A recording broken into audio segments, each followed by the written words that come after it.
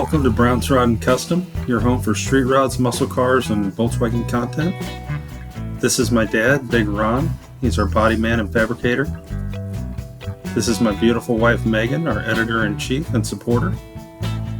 And this is me, Adam, the designer and mechanic for our projects. If you find our videos helpful, like and subscribe for more content. Hey everybody, welcome back to Brown's Rod and Custom. Wanted to ask you guys if you could do me a favor. If you're watching these videos and checking out the channel and you like what you see, if you guys could hit the subscribe button for me, we would really appreciate that. We are working our way to trying to get monetized so that we can build bigger and better cars and more builds and so on and so forth and keep doing this. And that would help us a lot if you guys could do that for us. So that's really all I got for you. Really appreciate all of you. Stay tuned. We've got lots of cool builds coming. Lots of things starting to happen on a lot of different cars. So it won't just be the Thing. It's going to be the Thing, the 40 Ford, the Apache. There's going to be a lot of things happening. So just stay tuned, and I will try my best to get you as many videos as I can, including Don's 1957 Chevy two-door post that we're working on. There's a lot going on over there too. So stay tuned, guys. Thanks for everything. We really appreciate you. Have a great night. Hey everybody, welcome back to Tech Talks with Big Ron. He's gonna show you how to buff here. We went ahead and wet sanded, and we did a video on wet sanding that'll be out, and then this one is on buffing. So kind of just gives you an idea of what we're doing on our cars and how we do it. That way, if you're a do-it-yourselfer at the house and you want to buff your car or need to buff your car, this at least gives you an idea of what to buy and what to use and how to do it and what you're looking for and so on and so forth. So here we go. I've got a door here that's been painted with base coat, clear coat. It's got 3 coats of clear. We sanded it down with 1200, 1500, 2000, 3000, and 5000. I went over that in a previous video, and I'm just going to show you how I do it and what I use. And it's pretty much what I've been using for years. I'm sure there's other products out and a lot of guys do it differently. This is how I do it, and it seems to work for me. What I've got is a typical cheap buffer because it's light. I can hold it for hours.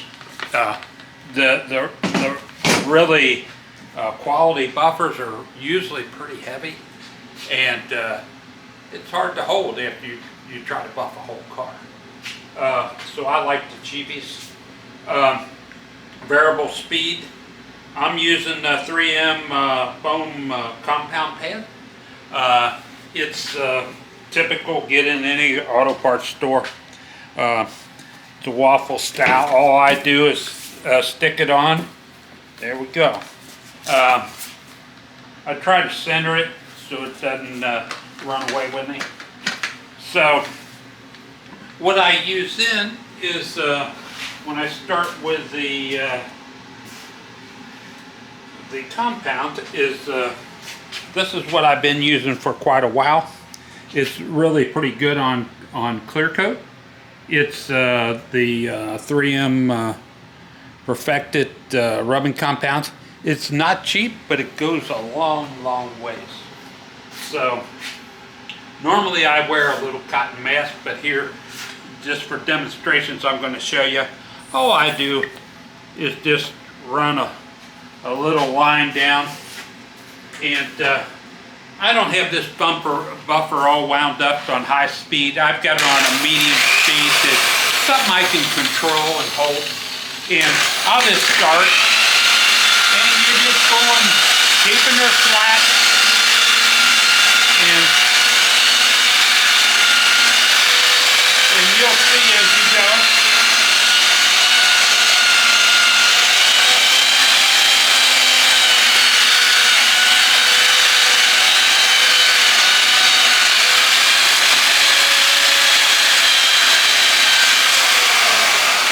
Be careful along the edges. And you'll look, as you look, you'll see it's getting a little brighter, but there's still some dull spots. And that's what you're trying to get out. So I do another line, and I do it again. Very cautious. The last thing you want to do is have to paint the door again. So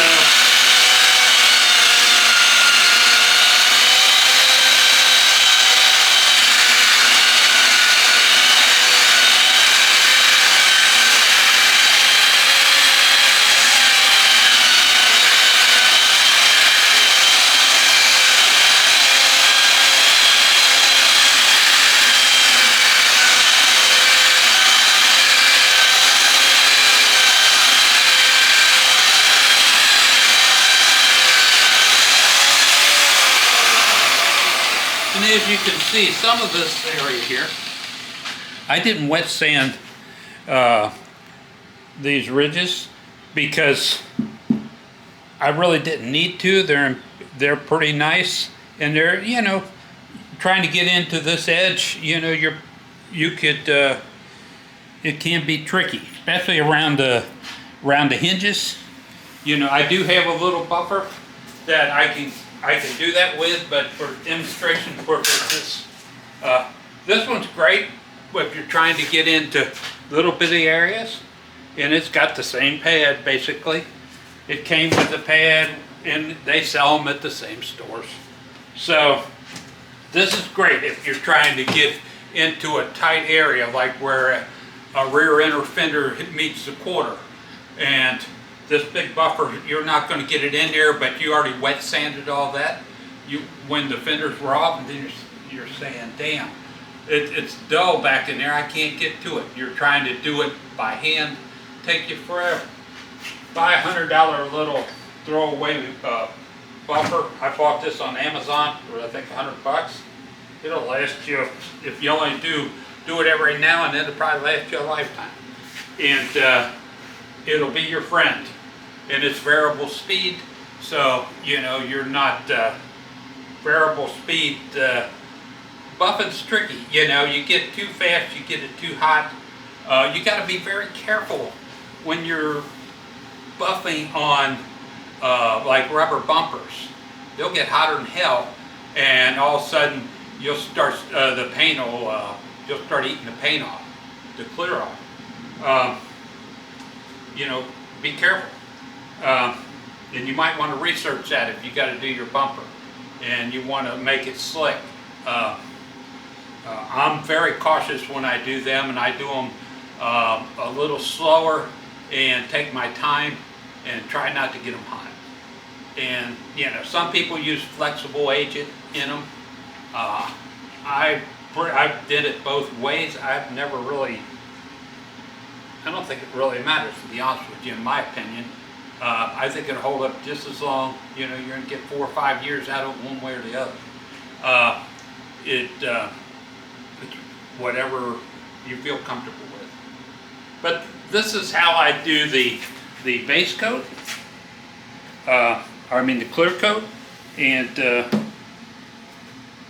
I can, just for demonstration purposes, I'll switch out real quick and throw on a polishing pad just to show you the difference. This is a 3M polishing pad. It's a lot softer, it's way less aggressive, and you just do the same deal. You just set it on there. And you got a different compound. Don't confuse them.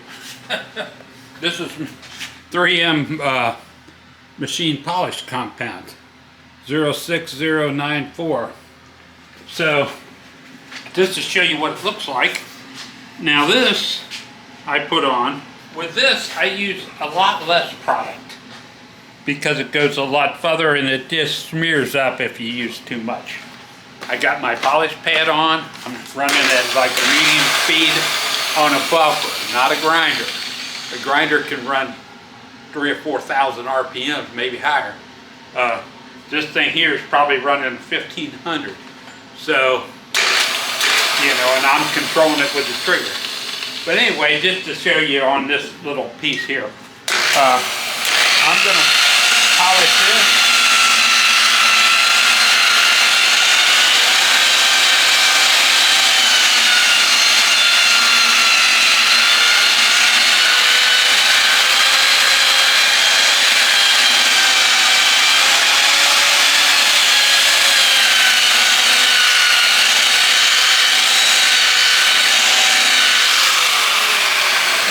Going to look like that. Then I take, you know, and if you see a little something that you don't like, this is the time to stop, wet sand a little more, hit it with compound, hit it with buffer, it don't matter. I take a microfiber cloth and I wipe it off. And usually it looks pretty good. Does look good. So, that's how I do it. Make sure that your microfiber cloth is clean. It has no contamination on it at all.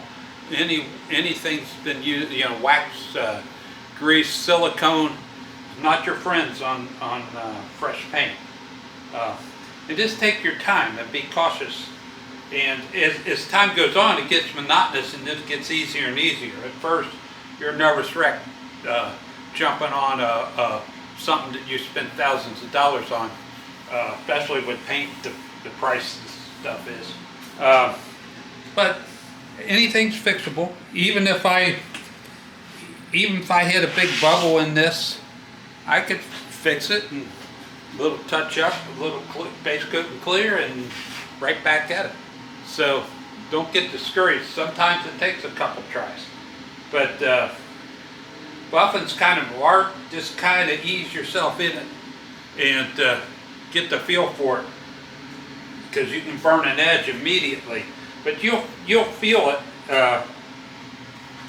and especially on the old cars that have antennas and stuff.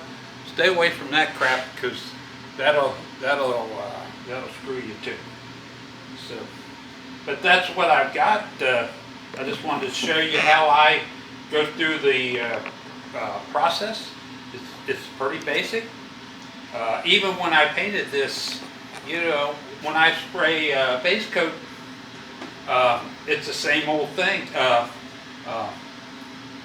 Just about 8 to 10 inches from the panel, 50% overlap.